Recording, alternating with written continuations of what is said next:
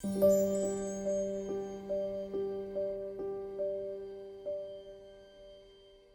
virtuous individual always presents danger to social, religious, and cultural systems that seek to bind humanity with superficial constraints. The individual who knows and follows the Tao is a threat because his way of being is liberated from the shackles of external influence. From the cultural, religious, and social perspective, these individuals are rebels who threaten to disrupt the hypnosis of the status quo. This is why we see the unceremonious killing of such figures who know and follow Tao, such as Jesus of Nazareth, no matter whether you take the story of Jesus to be real or metaphor. True and eternal freedom is loathed by the tyrants of cultural, ideological, theological, social, and religious dogmas, because when we are liberated by the true freedom that we can only find within us, we cease to conform to the machinations of tyranny.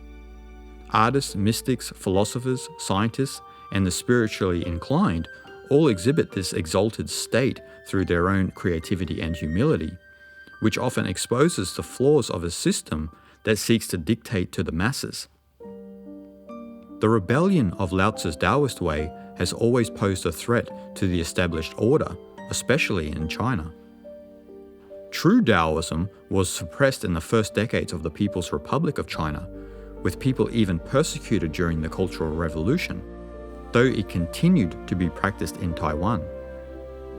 Taoism has often been scorned because the essential Taoist teaching of wu-wei is about surrendering your life into the comforting arms and the way of the universe rather than conforming to social ethics. The absolute Tao is the prerogative of the original Taoist. But this sincerity is confusing to any established order because the Tao of Lao-tzu is as vast as it is vague, and so it escapes conventional thought and behavior. An authentic Taoist is often thought of as a soothsayer or witch because our world seeks to find definitions for everything. This absurd definition gives the masses some sort of psychological closure, as if they now somehow understood Tao. But what Lao-tzu and other Taoists knew within themselves is beyond intellectual debate or conjecture. This eternal truth, known only by some people, frustrates those who know it not. In the eyes of an established ideology, theology, or organized religion, this experiential truth disrupts this social indoctrination that keeps the masses moving to the beat of someone else's drum. This is one of the main reasons why Lao-tzu's Tao conflicts with Confucius's ideology. Lao-tzu understood that any form of social or cultural hierarchy destroys the awareness of trust in the universe. Confucius could not accept this, because his approach was only for those who governed. He thought if those who govern were liberated and morally noble, society would benefit. In truth, this view is not oriented toward the freedom of the individual, rather it is a clever system devised to manage society without the people of that society questioning their position. Democracy is similar. The ideology of democracy tries to maintain a society's comfort and convenience based on liberal views, so that the bigger questions of life are never asked of those imposing democracy upon the people. The hierarchical systems of governments, banking, corporations, and royalty end up becoming tyrants rather than servants. Yet according to Lao-tzu, if any system is devised to control anything, then we have ceased to follow the way of nature. Then control invariably turns into a selfish and corrupting urge to lord it over others. As John Dolberg Acton, the English Catholic historian, politician, and writer, wrote in 1887, "Power tends to corrupt, and absolute power corrupts absolutely. Great men are almost always bad men."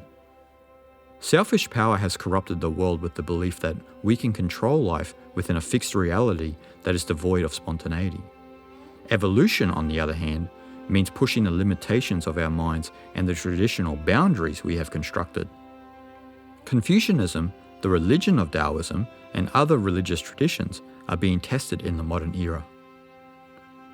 Their dogmas have become exhausted, and the world is becoming attuned to an authentic spirituality, as a new awareness of ourselves in relation to each other, the world, and the universe is developing.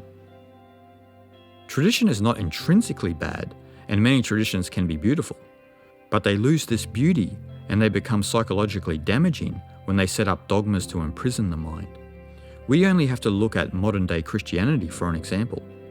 The way of Lao-tzu was to never be attached to any tradition that imprisoned our mind, because if we hold our center within, we will move with the evolutionary energies of the universe without resistance. These evolutionary energies materialize as synchronicity on the level of the conscious mind. Though traditions may come and go, their remnants sometimes linger within the collective consciousness for some time. The continent of Asia is a good example, because even though the ideology of Confucianism is often unacknowledged as a prevailing system of thought, the dogmatic beliefs of that socio-economic religious ideology still keep people from embracing change. These dogmas are bringing tenseness and frustration into the lives of the common people, because the collective consciousness has evolved past such rigid traditions, much as we are evolving past the vain materialism of the West and its attempts to shove liberalism down everyone's throat. Consciousness is dancing to a new rhythm and vibration, both collectively and individually.